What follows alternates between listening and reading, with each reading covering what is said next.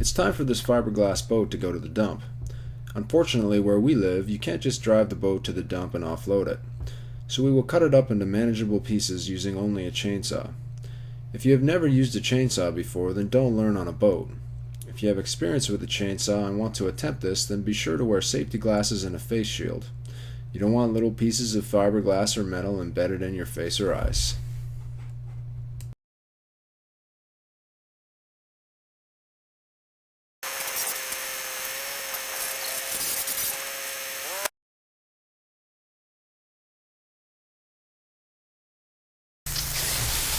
You will find the chainsaw cuts through the fiberglass easily. Cut the fiberglass around the base of the windshield. Resist the temptation to remove the windshield by loosening the mounting hardware, because that will take far longer. There will likely be wooden reinforcements under the fiberglass at the base of the windshield. You may want to cut the fiberglass first, and then come back to cut the wood, because at that point, it will be visible through the chainsaw cuts.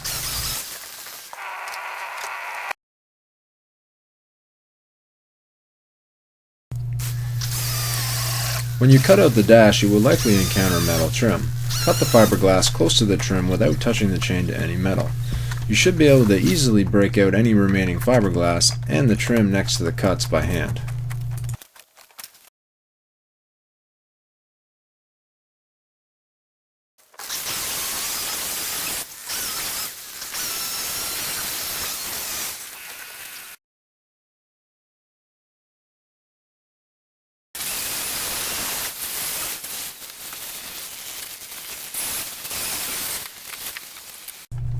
Your boat should now look like an open shell, with the exception of the transom at the stern.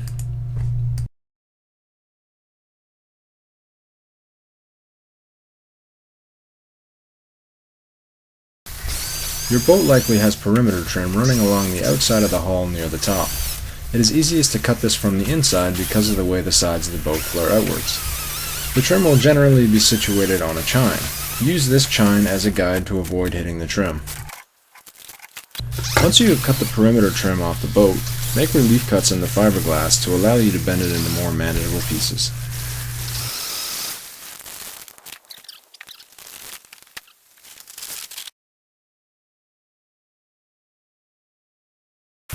The transom is a solid part of the boat at the stern that the motor is attached to. In our case, the back of the boat was a solid piece of wood about 2 inches thick. As you cut through this, be aware of metal grommets and hoses or steel linkages that are required for the motor.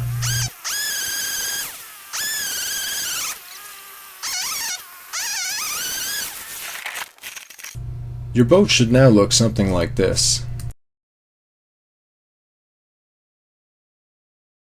Now we need to cut the hull into strips. The strips are most easily cut with the boat upside down. But in order to prevent further damage to an already dulled chain, we will cut 6-inch relief cuts in the top of the hull in line with where we want to cut the strips. This will allow us to cut the hull all the way through without having to touch the ground with the chain.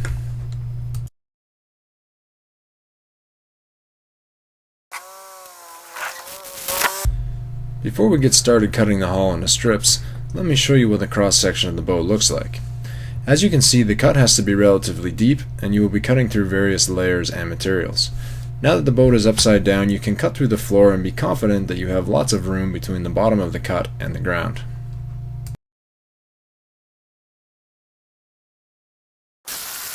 You will notice that we begin the cut standing on top of the boat. It turns out the boat is very slippery, and it is far smarter, and in the end probably faster, to do the cutting from the ground.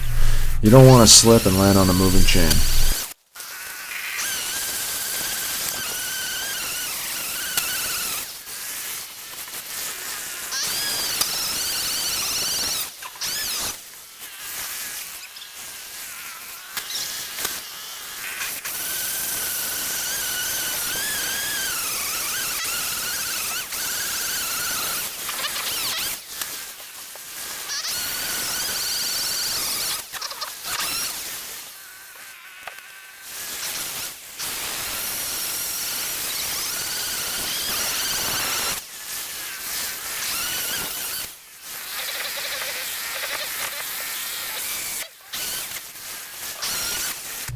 Start to finish, it only took about an hour and a half to cut this boat into pieces, and the chain on the saw was dull but not damaged.